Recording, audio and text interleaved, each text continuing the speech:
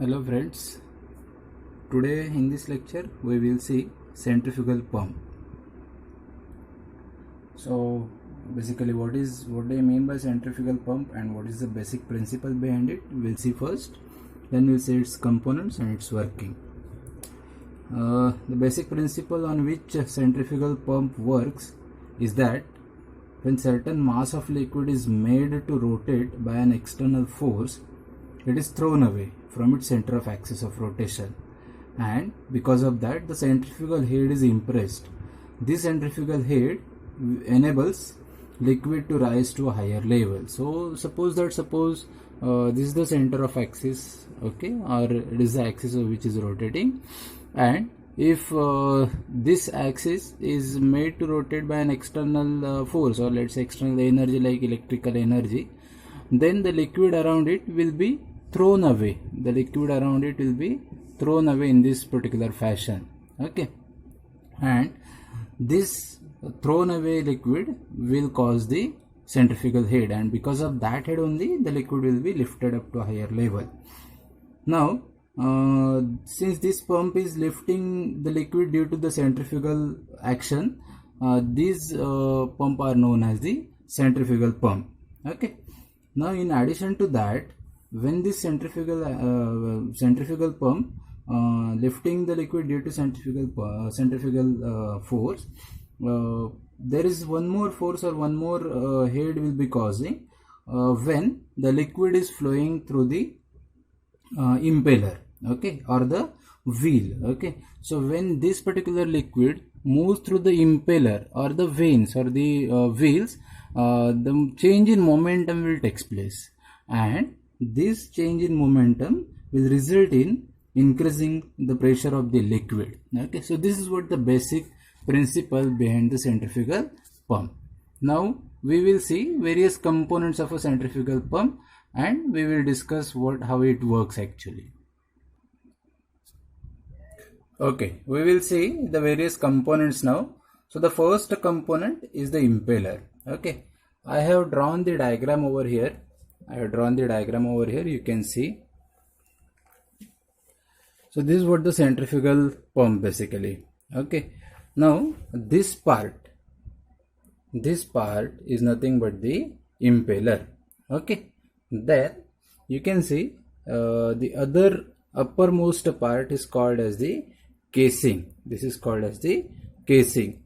Then other component, one you have seen the impeller, then the casing, and then the pipes. Now pipes are having two types. One is what the suction pipe, and other is nothing but the delivery pipe, okay. Now we'll first see what is impeller. Now in the impeller, it is a wheel or it is a rotor, okay, which is provided with a series of backward curved vanes, okay. So these are what the vanes which are having the backward curve, okay. Now it is mounted on a shaft. So this is mounted on the shaft, which is coupled to an external energy. Now this particular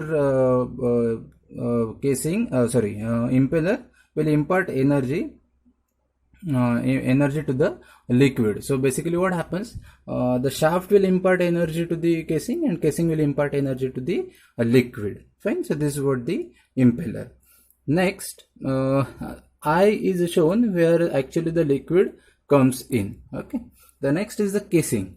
You can see over here, it is this what the casing, which is the airtight chamber which surrounds the impeller.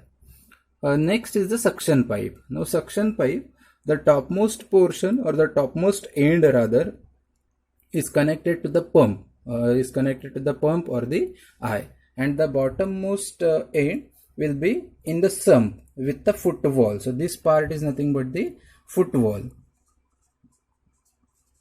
Now what is the use of this footwall? It is nothing but a filter like thing, okay. So whatever dust particles or the dirt will be there, that will be filtered over here, and then the clean water will be going over here, okay. Now through the suction pipe, the liquid will be coming in from the sump to the pump.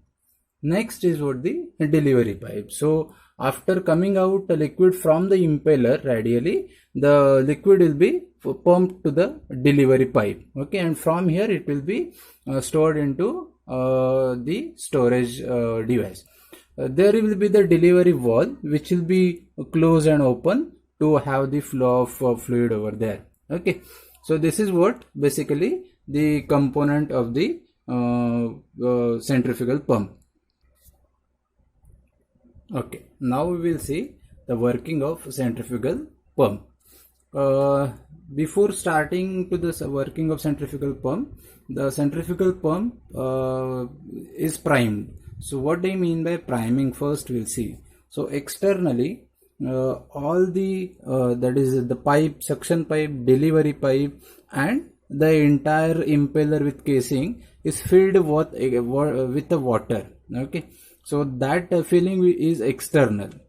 That process is called as the priming. Okay, so initially once the priming is done, after that the delivery valve will be kept closed. Okay, and then the impeller or the electric motor will be started. So on the shaft of electric motor, the impeller will be mounted. As the motor started, the impeller starts rotating over here. As this particular impeller starts rotating, whatever liquid is over here in the casing, on that particular liquid, the impeller will produce a forced vortex. Okay, so as the forced vortex is created, it imparts a centrifugal head to the liquid. Okay, so as this particular impeller is rotating, it produces the forced vortex to the liquid which is surrounding over here, and because of that the centrifugal head will be acted on the liquid, which will result in increasing the pressure throughout this particular impeller. Okay, now as long as this particular delivery valve is closed, the liquid will be churned over here in the casing itself, and the moment the delivery valve is open, the liquid will start flowing over here to the delivery pipe with a high velocity and pressure. Okay, so when this impeller is rotating, it produces the centrifugal action, centrifugal force over here. So because of this centrifugal force, at the eye, a partial vacuum will be created, and because of that vacuum, the liquid will be sucked from the suction pipe. Okay, and again the impeller will get filled with the water, and that liquid will be pumped continuously, and it will be supplied to the required storage device. Okay, so this is how the centrifugal pump will be working. So in this lecture we have seen what exactly the component centrifugal pump action and its principle and its working. Okay, thank you.